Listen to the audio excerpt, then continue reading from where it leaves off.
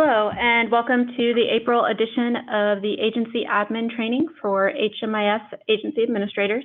My name is Gloriana Veracruzan. I'm Thaddeus Gassy, and I'm here too. And I have a few introduction agenda items to highlight really quickly. Maricopa now has a Spanish ROI. We'll be summarizing the purpose of the two documents that were sent earlier this week. We're going to note a new brief targeted training video to put on your radar. We've also got a poll we would like you to reply to, so keep that in mind as we're going through. And we're going to train on how to know if your staff are entering data into the wrong projects and then how you can correct that. So regular reminders, remember to share what you learned today with the rest of your agency. During this webinar, to ask questions, use the Q&A function. Those common questions are going to be answered live, and the Q&As will be aggregated and shared at a later date. Those longer questions can be emailed to the help desk directly. Keep in mind your agency's attendance is required, but we always make a recording available later. And we will email links to the video and post it online by Monday, May 6th. And any users not in attendance will have until Friday, May 10th to complete watching that video. All right, so the first item on today's agenda is that we've uploaded a Spanish version of the Maricopa Release of Information. It is available in the last tab on our support site, hmisaz.org, in the Privacy tab, as you can see in the image below. The document is a translation of only the two-page signable Release of Information section. It does not include the Maricopa Regional COC Privacy Notice pages. Those are the ones that are included in the English download. And it also does not include the final two pages either, which are the ones that list the participating agencies and have a detailed list of the data that is shared. But those first two pages, these ones that are translated to Spanish, are the most important too. I'm going to pause for just a moment, see if there's any questions. Doesn't look like there are any. Okay. We're good to go on. Okay, our next news item, we're moving towards agency by agency compliance checks. The first step to this process is self-certification. Therefore, we have already sent out two documents to every agency's primary contact. So that's the person that we have listed as, at the moment, as being listed as the person who is intercepting information for us for their agency. Both of these documents need to be returned before June 1st, so you do have a month. We won't review the contents for either of these on today's webinar to save precious time, so please do reach out to the help desk with any questions. First document we sent is the HMIS Primary Point of Contact Agreement. We made this because we saw the need to have a formal understanding of what is expected of an agency's primary contact. Please note that for this document, we require the signature of someone in executive leadership at the agency. The second document is the HMIS Policy Self-Certification Checklist. This one outlines the privacy and security measures every agency must adhere to. The agency will reply to each item, leaving notes if desired. You may send your completed forms directly to the help desk, so you can send those through an email. It's not necessary to create a ticket. The email address is hmis-support@crisisnetwork.org. I'm not seeing any other questions about that right now. Okay. All right, our next agenda item is that we have a new recording on editing households. We recently created a targeted instructional video due to common issues. So it reviews how to add new members to existing households and how to add those new members to existing project entries. This training does not include balance of state steps for ROI creation. It also notes how to add newborn household members.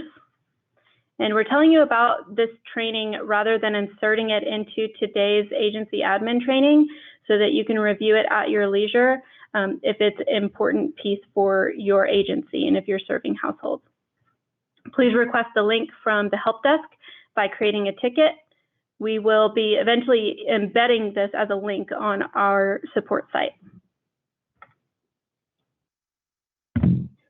There was a question, does the video cover members returning to a household who were previously exited? The video doesn't go over that specific thing, but I believe that if you review the video, it should kind of be self-explanatory for what you would do.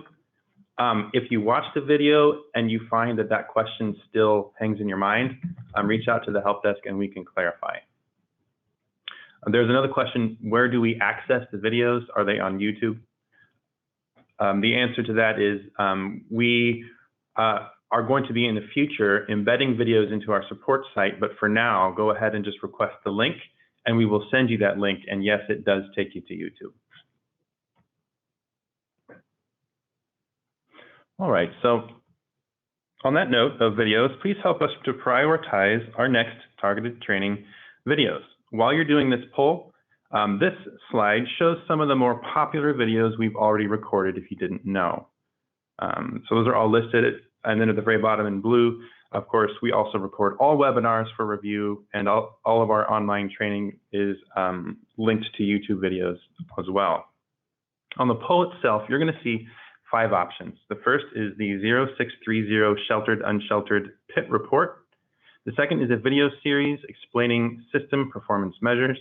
The third are a series of video providing detailed review of the plans. So we've already done the security plan, and this is to go over the data quality plan and the privacy plan. A video on how to use pivot tables in conjunction with ART reports. And finally, you can pick other if you want to enter a suggestion through the Q&A webinar function, and we will collect those later as your answers. So we're going to be leaving this poll open until the end of today's webinar. It's very interesting to watch this poll grow live. We'll also we'll show you the results of it later in the webinar too. Oh, Glory, help me to remember to show the results of this poll later in the webinar. Okay, we'll do. All right, we'll leave that open. All right, so our next item. This item is client data entered into the wrong project. You might have this problem if your staff are asking, I ran a report and my clients aren't showing up. Where are all my clients? Or why is our data quality so poor? Or why are there no assessments for my project? I don't even see the assessment questions. So before you beat anyone up, there are answers to these that don't involve deleting and recreating every client entry record, because what's going on is probably they are recording data into the wrong projects.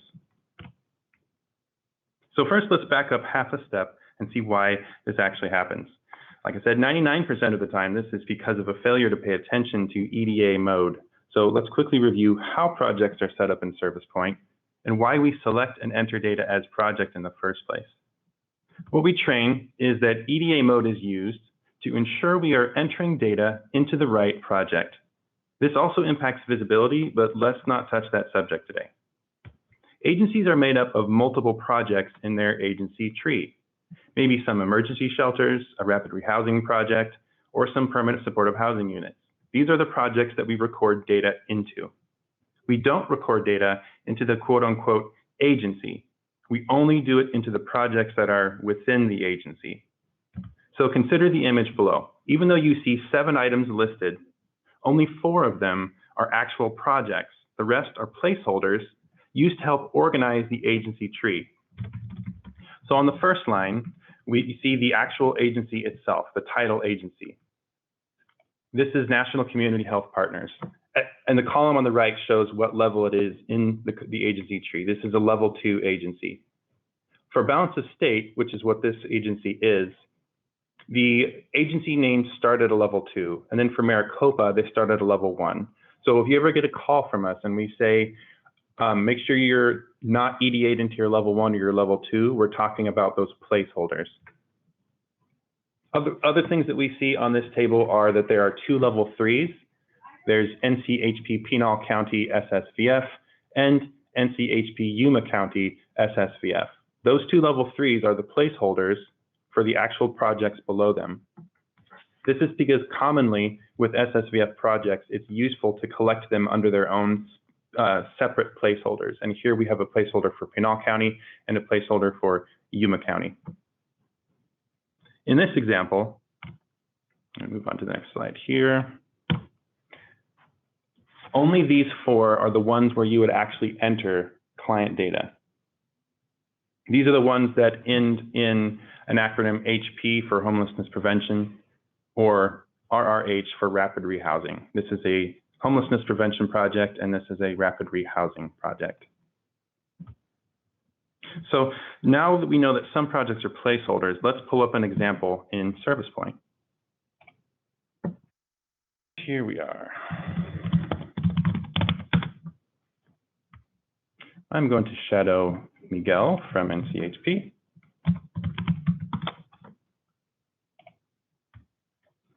So for nearly all users, this item over here on the left is going to be a placeholder.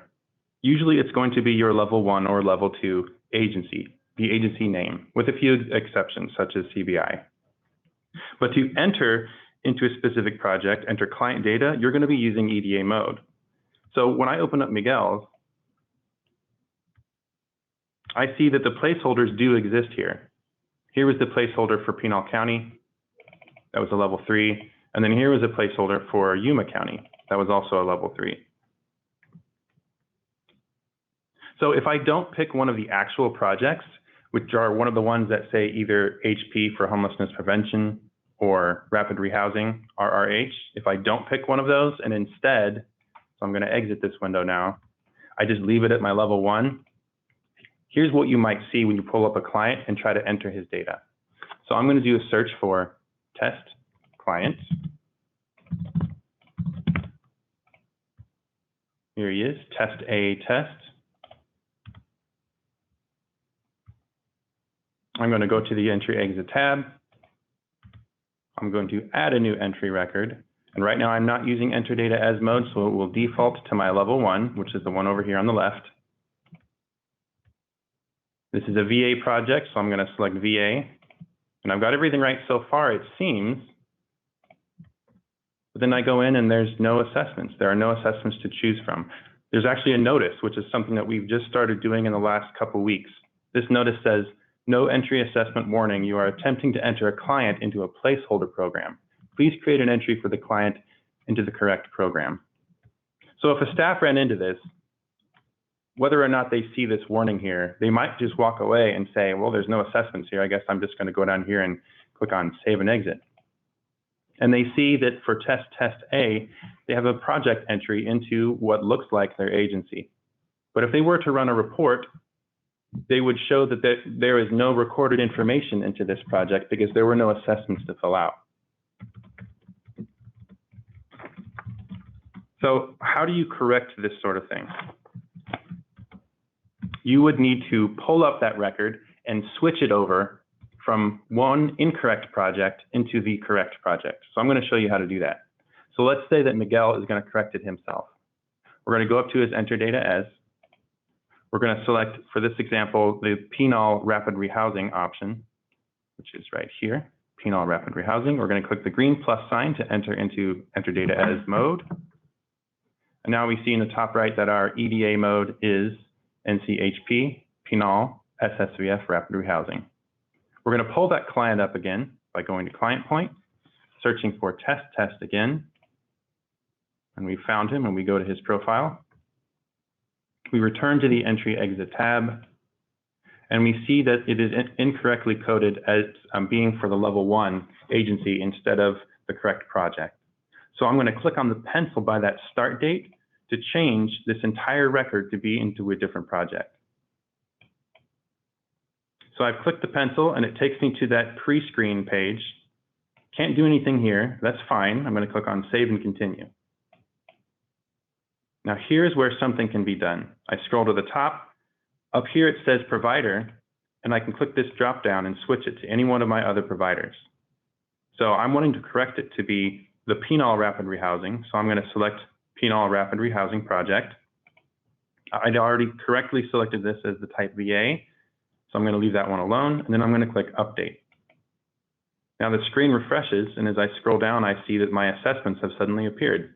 That's because it has recategorized this entry record as being in the right project. So as we scroll down, we can see that now we can correctly fill out this information for this fictional fake client. I'm going to scroll down to the bottom of this record now and hit save and exit to illustrate, as that screen goes away, that now this has changed to be the correct sub-project belonging to the agency. So I'm going to pause for a moment and see if there's any questions. Actually, I'm not going to pause. First, I'm going to tell you one last thing about this process. And as I'm saying that one last thing, let me know if you have any questions about this process. And that last thing is, the only exception to making sure that you have your EDA set correctly is when you're using the ART tool.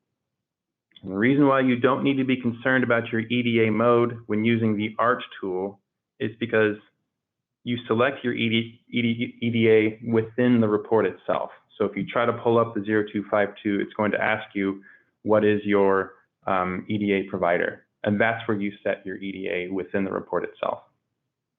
All other instances of service point are sensitive to your enter data as mode. If you want to record a service transaction, it's going to be best if you're already in the EDA mode. If you're going to be editing or creating client data in a certain project, make sure you're already in that project. If you want to run a report, usually it's best to be EDA'd into that specific project too. The exceptions are if you need to run a canned report on multiple projects within the same agency, you can select the placeholder above it, and it will include the information below it if you choose to run the report that way. I'm not going to give specific instructions on how to do that, just to let you know that there is a function for selecting a placeholder sometimes. So the question is, I have found that other agencies are able to go into my projects and sometimes close out clients. Is there a way to fix this? This is an issue that came up on the ticketing queue recently, where we were able to run an audit report and find that there was someone who was going in and clicking the pencil icon and creating an exit for a client from a program that was not their own and from a completely different agency. So that said, please do not create exits for other agencies. If this is done by accident, send a ticket to the help desk as soon as possible, because if you do create an exit by accident, we have to delete it for you. All right, before we go, we want to show those poll results. And thank you for reminding me. And see how those came up. One moment. All right, how's that look on your end? All right, looks like we have video series explaining system performance measures is the number one. And then the other ones are really close to being tied. Interesting. All right, well, we'll take that into consideration. There were no others, so nobody had any other specific, suggestions, but you can always send us your suggestions through the help desk about trainings you'd like to see recorded, so that they can be really easily accessible through your staff. Even if it's just a little topic like my agency struggles with this, those sorts of things. All right. Before everyone logs off, we really do want your feedback. Thank you for being a part of this poll. In addition, we also have a really brief 4-question survey through SurveyMonkey that we'll send out to you in the next 30 minutes.